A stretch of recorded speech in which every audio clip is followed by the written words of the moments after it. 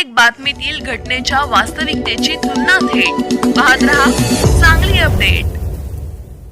कृष्णामाई पहिल्यांदाच पात्राबाहेर, नागठाणे बंधारा पाण्याखाली, पाणी पातळीत 15 फुटांनी वाढ। पलूस तालुक्यातील तसेच कृष्णाकाठ परिसरात शनिवारपासून पावसाचा जोर वाढला आहे। गेले 2 दिवस धरण पाणलोट क्षेत्रात मुसळधार पावसामुळे दुथडी भरून वाहत असलेली कृष्णा नदी पात्राबाहेर पडली आहे। गेल्या 24 तासात पाणी पातळीत सुमारे 14.5 फुटांची वाढ झाली आहे। रात्रीत पाणी पातळी झपाट्याने वाढल्याने नागठाणे बंधारा पाण्याखाली गेला आहे। बंधाऱ्यावर सुमारे 1 फूट पाणी असून त्यामुळे वाहतूक ठप्प झाली आहे। नागठाणे गावाचा शिरगावशी संपर्क तुटला आहे।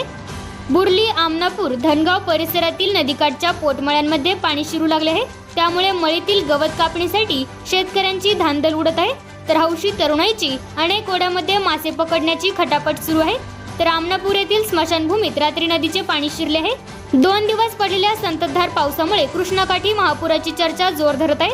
तर या संततधार पावसामुळे तापमानाचा पारा खाली आला असून गारठा प्रचंड वाढला आहे। नदी पात्राबाहेर पडल्याने सर्वांच्या नजरा कोयना धरणाकडे लागल्या आहेत। आज गेले 2 दिवस कोयना धरण पाणलोट क्षेत्रात पावसाने जोरदार बॅटिंग केली। धरणातील पाणीसाठा 40.43 टीएमसी म्हणजेच 38.41% वर पोहोचला आहे। तर धरणात पाण्याची आवक 48,611 क्युसेक असली तरी विसर्ग पूर्णपणे बंद आहे। गेले 24 तासात धरण पाणलोट क्षेत्रातील पाऊस याप्रमाणे: कोयनानगर 187 मिलीमीटर, नवजा 274 मिलीमीटर आणि महाबळेश्वर 99 मिलीमीटर इतका पाऊस पडला आहे।